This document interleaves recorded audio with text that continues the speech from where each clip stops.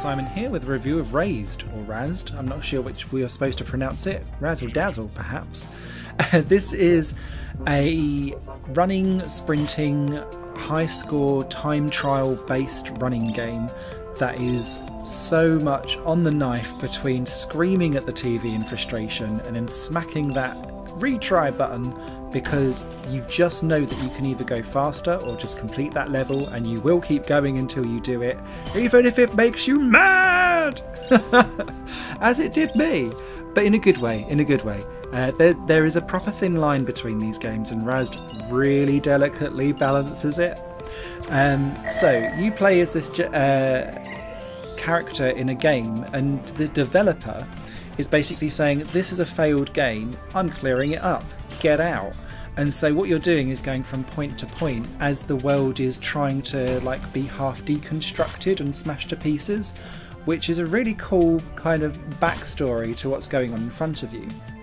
You have two shoes, obviously, lefty and righty. The problem is that lefty wants to help you, righty wants to explode, and similar to the film Speed, if you drop below 50 the bomb will explode. Essentially, if you don't touch the ground and keep running, the right foot will decharge its power, and once the power runs out you explode and die, which makes how you then go around Razed really interesting, because each jump will take away your power and therefore your momentum. Every time that you're kind of dropping down between platforms, it will do the same, or if you're kind of slowing down slightly or skidding and not so much drifting because you're running, but it's the same kind of mechanic so that you can tightly get around hairpins. Everything is geared towards making sure you explode. Then add in the precision that you need to have to be able to get to the end of each level, and you have the perfect concoction for a game that looks so simple but will have you screaming at the screen and smacking retry because you were so close, but failed miserably over and over again.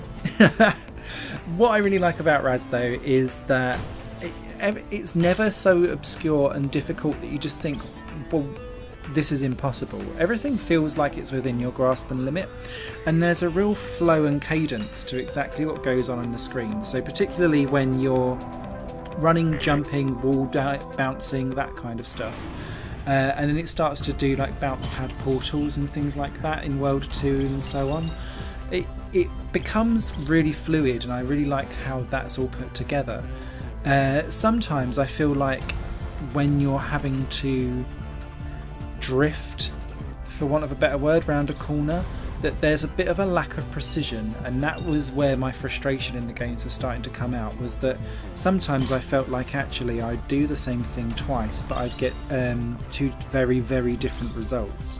So it doesn't feel bang on precise, but it's fast and fluid, and it doesn't although the tracks are set up to make you fail, it doesn't feel like it's going out of its way to be ultra difficult for you. That being said, I haven't completed it, so I don't know quite what the final world looks like yet, but I just thought, I've got so much gameplay of me failing everywhere, why not pop that on the video? One of the really good things about it though is that alongside what's actually going on in terms of getting from A to B and going as fast as you can for an online leaderboard, you also have power-ups that you can pick up along the way. And what happens with the power-ups, and there's one per level, is that they reduce the amount of energy that it takes to do something. And what that does is it then opens up the world beyond in that level, where you're trying to get from point A to point B. So there might actually be multiple routes which then unlock shortcuts, but those shortcuts aren't viable until you've found power-ups either along your way as you're getting from point A to point B, or if you decide to take a longer route once but manage yourself so that you're constantly running on the ground and therefore aren't going to explode. And it reminds me a little bit of Lightfield, in that where Lightfield has this explorer mode where you could go out and find all of these different special pickups. This is kind of similar in that there is a level, but you can choose to completely ignore it so long as you can stay alive, find these different power-ups, then get to the exit.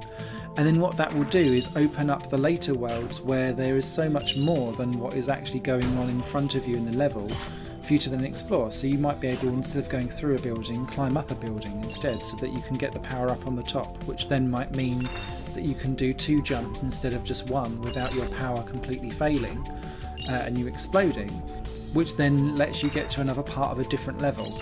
I thought that was quite ingenious actually, and I really enjoyed that, and spending time trying to find out where all of these secret power-ups are, because you need quite a lot of them. So yeah, just bear that in mind, that it's not just a point A to point B runner. There's other things going on in the background too.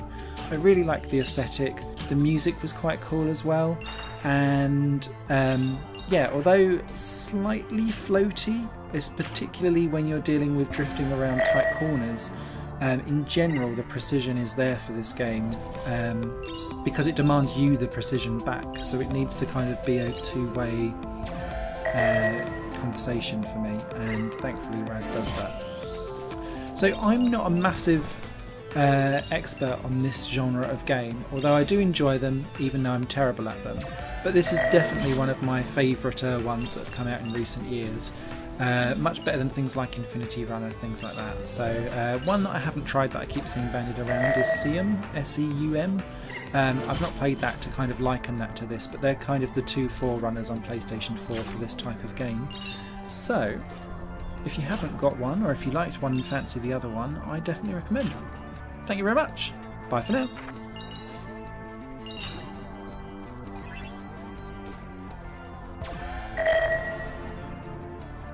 This channel is just one of my many projects that cover games, music and film. If you enjoy any of these and would consider supporting me to develop further in the future, you can do so by visiting patreon.com/Satorimon. Thank you for your time and for watching the video.